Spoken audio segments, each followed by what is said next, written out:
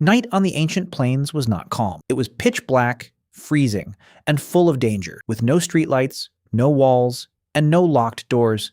Just darkness stretching in every direction, while predators like lions, hyenas, and wolves, who hunted best after sunset, were already awake and hunting. Early humans had far poorer night vision than these animals. So how did our ancestors survive till morning? The answer starts with one incredible discovery: fire. Flames kept predators at bay, but fire had to be watched constantly since one spark left unattended could mean death. So someone always stayed awake to tend it. This job became one of humanity's first duties, with groups likely rotating shifts through the night, so someone was always alert while others rested. A simple system that may be our very first security roster. But fire alone wasn't enough. Location mattered just as much as flame, and caves became prime real estate for safety.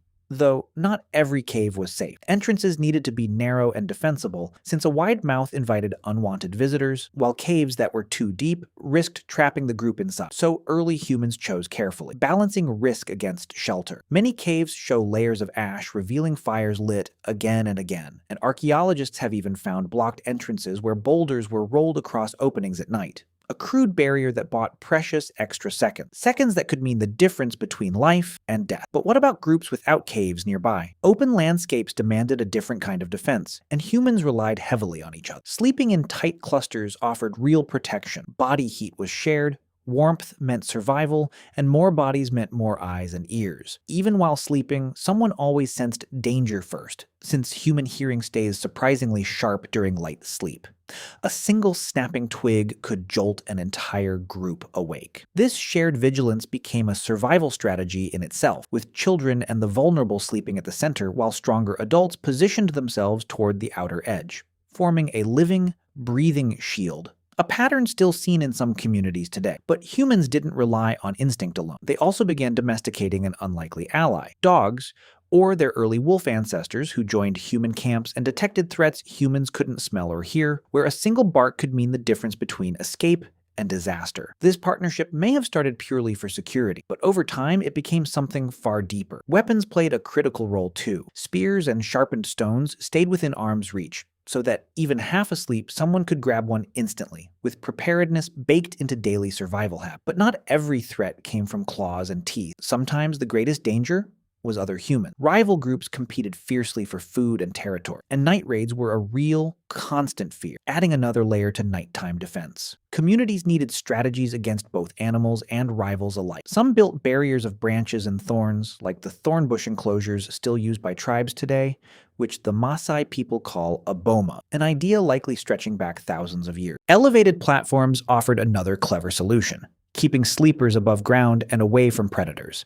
And some early humans may have slept in trees, safely out of reach below. Though comfort was never guaranteed, since survival often meant sacrificing rest for safety. Even sleep patterns adapted to nighttime danger. Some researchers believe early humans slept in phases, waking briefly at intervals to check their surroundings. Not insomnia, but built-in evolutionary caution that our bodies may still carry traces of today. Ever wake up suddenly for no clear reason?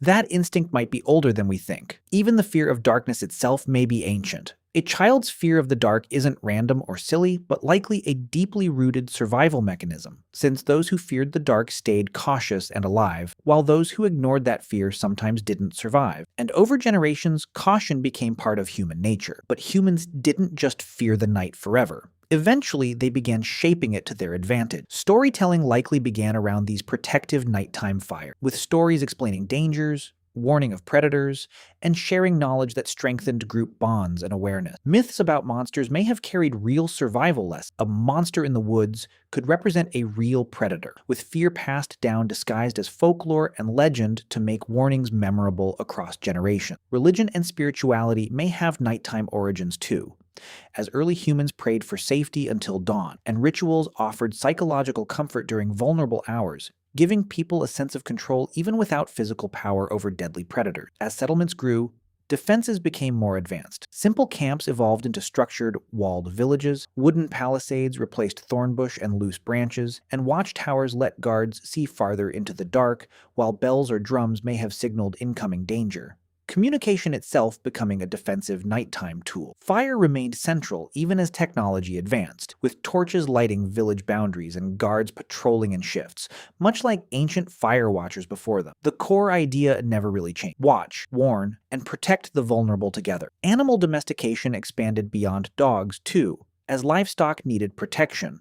Adding new challenges, enclosures now had to guard both humans and animals, pushing communities to build even stronger barriers. Agriculture changed nighttime dangers in unexpected ways, as stored food attracted new scavengers like rodents, insects, and thieves, meaning security wasn't only about lions and hyenas anymore. Human conflict increased as resources became valuable, and guarding grain became as important as guarding lives, shifting nighttime safety toward protecting property as well as people. Walls grew taller, gates were heavily guarded, and entire professions eventually formed around nighttime protection: guards, watchmen, and later official night patrol. The instinct to watch through darkness never disappeared. It simply evolved alongside human civilization itself. Even today, traces of these habits remain visible. We lock doors before falling asleep, install lights to illuminate dark, unknown spaces, and still feel uneasy walking alone after dark. Reactions echoing instincts formed tens of thousands of years ago. Our ancestors' fear shaped how we build homes today, with doors,